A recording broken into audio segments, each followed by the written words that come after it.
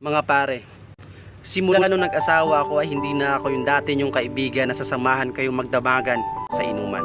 Meron na kasi nag-aantay sa akin sa aming tahanan na dapat kong protektahan at alagaan pagsapit ng gabi. Yun ay ang aking anak at asawa. Hindi na rin ako yung dati nyong kaibigan na sasamahan kayo sa lahat ng trip at galaan. Mas inuuna ko na kasi ngayon yung trabaho ko at yung natitirang oras ko ay para na lang yun sa pamilya ko.